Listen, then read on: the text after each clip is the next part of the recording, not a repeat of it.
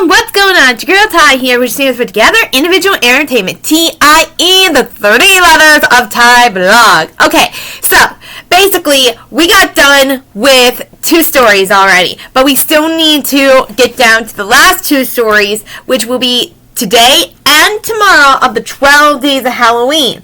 And of course, today we're starting a new book, which is the Magic Treehouse book, which is called The Haunted Castle on Hallows Eve. And it's got 13 chapters in it, so we're going to start the first chapter today because of the fact that, well, I kind of do a triple story sometimes, so try to bear with me on this one. Alright, so let's get into it, shall we? The 11th day of Christmas, because it's October 11th, and we are going to figure out what 11th brings us. So, let's get started. On the 11th day of Halloween was shown up at my door 11 vampires grinning, 10 werewolves howling, 9 witches cackling, 8 black cats hissing, 7 spiders crawling, 6 ghosts spooking, 5 bags of candy, 4 scary costumes, 3 jack-o'-lanterns, 2 stuffed scarecrows, and 1 very eager trick-or-treater. So on the 11th day of Halloween, we had vampires. But tomorrow will be the last day to figure out what the 12th day of Halloween will bring. Okay, now let's get into the first chapter of the Magic Treehouse book, number 30, The Haunted Castle on Hallows Eve. So let's get started. Chapter 1, All Hallows Eve. Maybe I should be a vampire instead of a princess, said Annie. She and Jack were sitting on their front porch. A cool breeze rustled the trees. Autumn leaves twirled to the ground. But you already have your princess costume, said Jack. Besides, you were a vampire last Halloween. I know, but I want to wear my big teeth again, said Annie. So wear your big teeth and be a vampire princess, said Jack. He stood up. I'm going to put on my ghoul makeup now. Graw! Oh man, said Jack. A giant black bird swooped down to the ground. The bird stuttered through the fallen leaves. Its feathers glistened in the golden afternoon light. Wow, is that a crow? Asked Annie. It's too big for a crow, said Jack. I think it might be a raven. A raven, said Annie. Cool. The raven lifted its sleek head and stared at them with bright eyes. Jack held his breath. The bird hopped forward. It flapped its great black wings and lifted into the air. Then he glided into the autumn sky and headed toward the Frog Creek woods.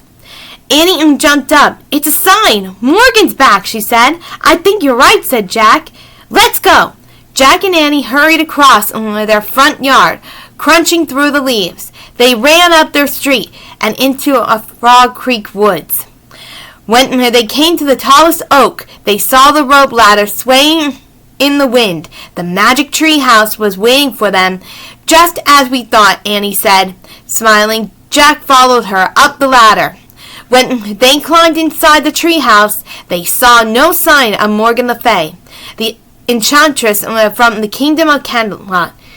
That's weird, said Jack, looking around. The wind blew hard again, shaking the tree branches. A huge yellow leaf fluttered through the open window and came to rest at Jack's feet. Oh, man, he said. Look at this. What? said Annie. Jack picked up the leaf. There was writing on it. The letters were curvy and old-fashioned. Wow, whispered Annie. What does it say? Jack held the leaf up to the tree house window. In the fading light, he read out loud. To Jack and Annie of Frog Creek, on All Hallows Eve, look for me in the heart of the oak. M. M, said Annie. Morgan never signs her messages with M, right? Said Jack. But Merlin does, they said together. Like when he sent us an invitation to spend Christmas in Camelot, said Annie. She pointed the royal invitation that still lay in the corner of the treehouse. Now he's inviting us on Halloween, said Jack.